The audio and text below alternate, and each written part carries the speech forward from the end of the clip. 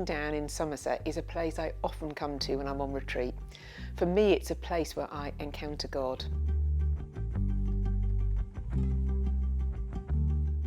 The first time I came to Brean Down, I knew nothing about it at all. I headed up the epic steps onto Brean Down itself and then turned left and walked in the direction of the fort on the headland. As I walked and prayed, I sensed the Lord's presence and He was speaking to me, and I saw and experienced different things along the way. From the fort, I circled round the other side of Brean Down and then ended up in the cafe, as you do. Now, I'm rather partial to ice cream, so even though it was April, I decided to go for it. At the till, I got chatting to the lady serving me, and she asked me if I'd been to Brean Down before. I explained that I hadn't, and she offered me an information leaflet and a map. Now, I couldn't really see the point of taking the map because I'd already done the walk, and so I didn't need it. But she was very insistent, so in the end I just took the map and shoved it in my bag and forgot all about it. Later that evening, I came across the leaflet in my bag and pulled it out and began to read it. I found out more about the wildlife on the down and the history of the fort. But as I was looking at the illustrated map, I had a moment of revelation.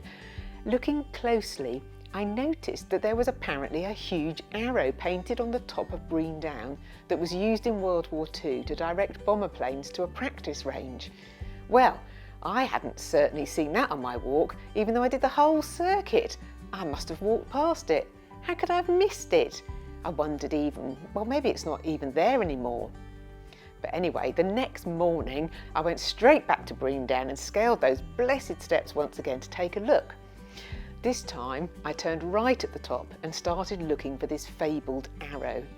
And quickly, sure enough, there, nestled in the grass, was a large arrow created from concrete. All the paint was long gone, but the arrow was still visible if you were looking. And it was in that moment of discovery that I experienced a powerful encounter with God. The Lord spoke to me so clearly. He showed me that just like yesterday, it was so easy to bimble around praying and doing good stuff, but completely miss the dirty great big arrow. And it struck me how much like life and leadership this can be.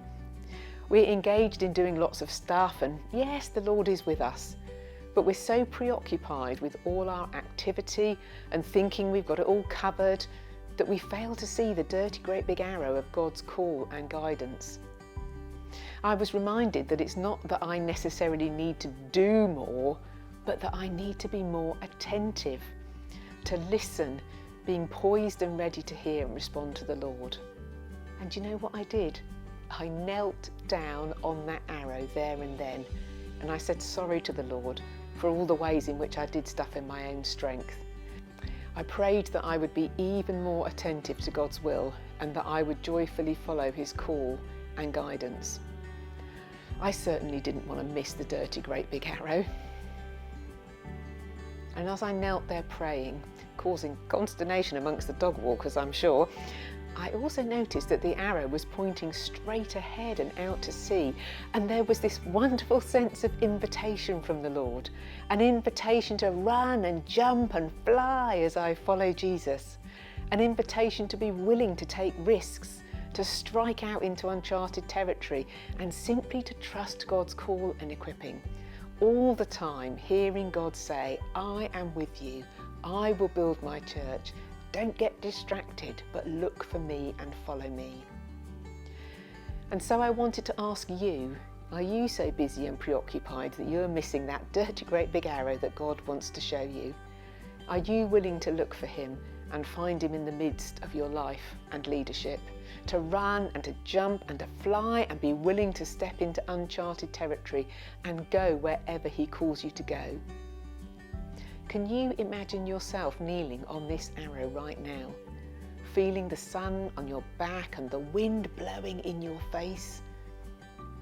What do you want to say to God? And what is God saying to you? As I share this story with you, I hope that whatever you do, you don't miss God's dirty great big arrow in your life and leadership.